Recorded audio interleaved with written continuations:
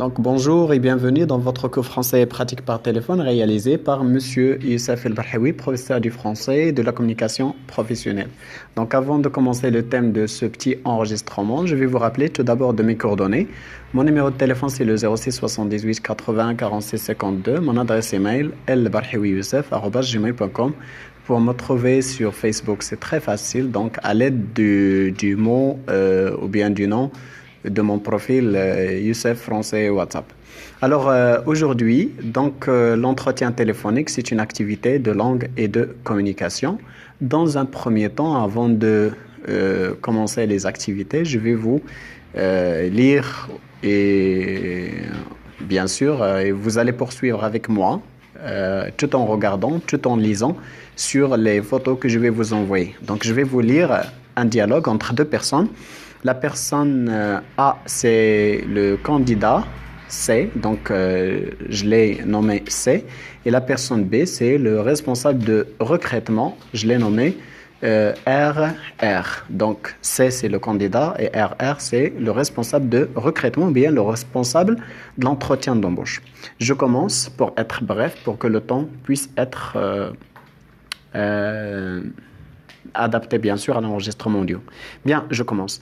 Donc, candidat, bonjour, oui, je vous écoute, responsable de recrutement. Bonjour, je suis Monsieur Youssef, responsable de recrutement chez Cible Phone. Après avoir reçu votre candidature en ligne sur notre site web, nous vous contactons pour un entretien téléphonique. Êtes-vous prêt? Candidat, oui, je me rappelle bien et je suis prêt. Responsable de recrutement, présentez-vous s'il vous plaît. Candidat, je m'appelle Rachid Louajdi, je suis bachelier en lettres et je suis étudiant à la FLSH, la faculté des lettres et des sciences humaines d'Agadir, en première année des études françaises. Je suis âgé de 20 ans et je suis célibataire. Je réside à Agadir, à Dakhla. Responsable de recrutement, parlez-moi de vos études.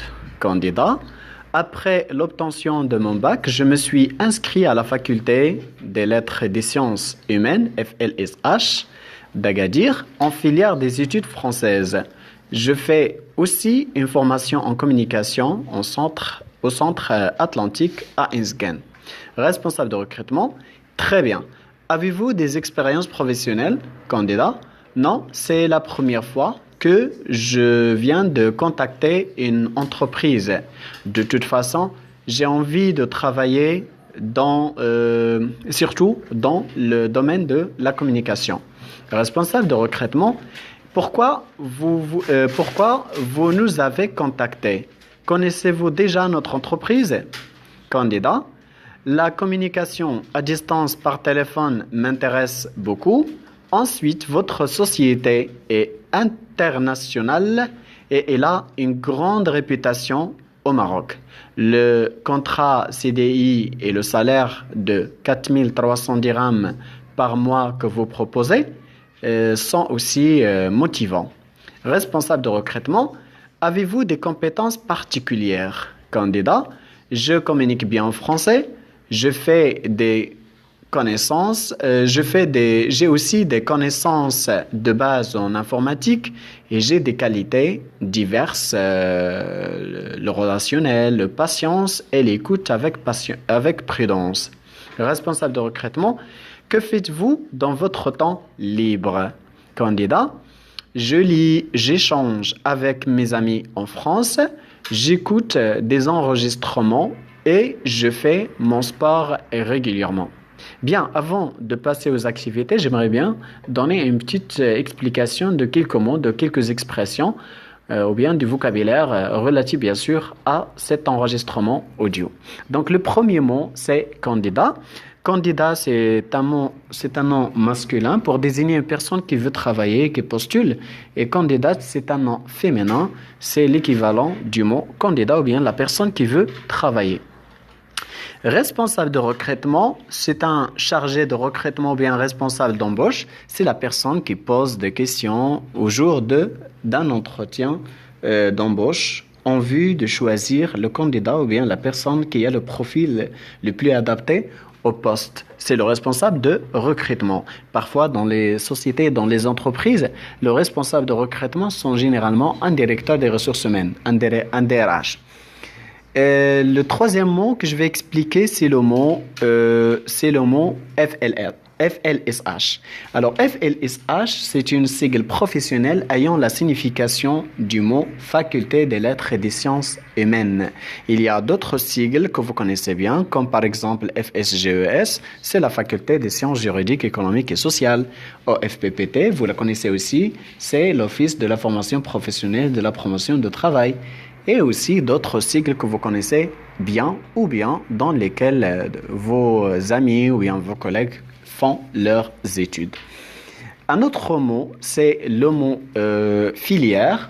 Alors le mot filière, il désigne la branche ou bien la spécialité qu'on fait dans une école ou bien dans une faculté lorsqu'on est étudiant. On dit donc filière, branche, option, spécialité.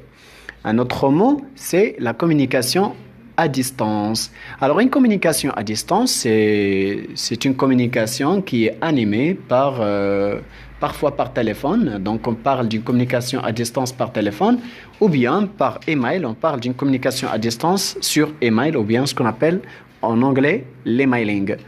L'autre mot que je vais expliquer, ce sont des mots qui ont relation avec le parcours d'études de quelqu'un ou bien le parcours professionnel de quelqu'un. Ce sont les formations et les diplômes. Donc, ce sont les études, toutes les études et les formations que la personne a suivies dans son parcours scolaire, qu'elles soient des formations académiques, universitaires, professionnelles ou bien techniques. Il y a également d'autres formations similaires. Ce sont les formations qu'on fait à l'extérieur ou bien parascolaires, à part les formations universitaires et les formations professionnelles ou fondamentales. Par exemple, une formation en langue, en informatique, en comptabilité, on appelle ça des formations parascolaires. Un autre mot, c'est le mot expérience. Alors, le mot expérience, elle désigne l'expérience d'une personne. On peut parler ici des stages, si nous avons déjà passé des stages, ou bien des expériences de travail, si nous avons une expérience de travail.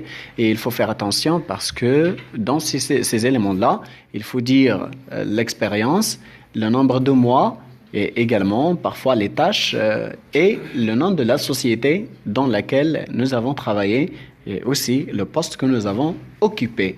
Et parfois, si les responsables sont exigeants, ils peuvent vous demander de parler très précisément des tâches que vous avez effectuées pendant cette période de travail ou bien pendant la période de stage. Un autre mot assez très important, c'est le mot compétences professionnelles. Alors, les compétences professionnelles, autrement, c'est ce que la personne est capable de faire. Alors, on dit quelles sont vos compétences professionnelles, c'est-à-dire qu'est-ce que vous êtes capable de faire. Ici, on peut citer des compétences en informatique, des compétences en communication, en langue étrangère, des compétences aussi en comptabilité ou bien des compétences particulières si on maîtrise un autre domaine. Un autre mot que je vais signaler, c'est le mot qualité. Qualité. Alors, il y a le mot qualité et son antonyme défaut. On vous demande parfois quelles sont vos qualités professionnelles, c'est-à-dire vous devez parler de votre relationnel, de votre dynamisme, de votre activité, de votre esprit, les qualités qui ont en relation avec votre personnalité aussi, qui ont en relation avec votre intégration dans le monde professionnel. On parle des qualités. Et rarement, et quelquefois, si les responsables de recrutement veulent vous piéger, ils peuvent vous poser des questions sur vos défauts. Donc, il faut faire attention, il ne faut pas vraiment dire les défauts, il faut les dire de façon très intelligente en citant une qualité et en la disant en tant que défaut. Par exemple, une personne qui dit dans un entretien que je suis très pointu, je m'intéresse aux détails. Donc, ce n'est pas forcément un défaut, mais c'est une qualité normalement qui est demandée. Mais on la considère comme défaut. C'est une façon de dire les choses, c'est une façon très intelligente. Donc, c'est une sorte de tact et diplomate. Donc, c'est très demandé de faire ça pendant les entretiens. La dernière question, c'est la question « Quels sont vos passe-temps ?»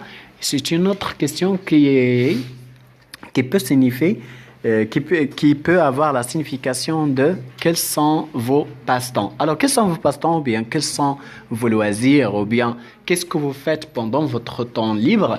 Ici, c'est la même chose. Faites attention, ne dites pas et ne citez pas des loisirs que vous ne faites pas. Surtout les voyages ou bien le cinéma ou bien le regard des films ou bien autre chose ou bien la lecture des livres parce que on peut vous piéger tout en vous demandant de parler d'un film que vous avez regardé, ou bien d'un roman ou un livre que vous avez lu, ou bien d'un voyage que vous avez fait.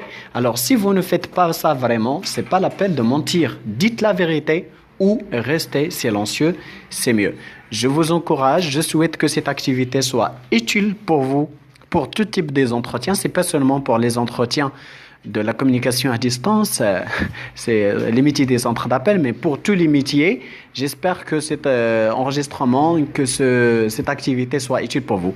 Alors, pour vous aider, pour aller plus loin, vous pouvez faire 2 exercices successifs. Le premier, c'est de remplir un tableau du candidat de notre dialogue qui contient à la fois ses informations personnelles, il faut les citer, ses formations, il faut les citer aussi, ses expériences professionnelles, ses compétences, ses qualités et à la fin, ses passe-temps ou bien ses loisirs. Et deuxième travail demandé, vous pouvez réécrire le dialogue autrement, c'est-à-dire écrivez un autre dialogue tout en changeant le candidat de notre dialogue par vous-même et vous pouvez bien sûr insérer vos informations personnelles, vos compétences, vos formations, vos expériences, vos compétences, vos qualités et vos passe-temps. Je vous souhaite bon courage et bonne continuation. À la fin de ce travail, vous allez voir que ce sera très utile pour vous et il vous aidera également à préparer un excellent CV. Recevez mes remerciements encore une nouvelle fois.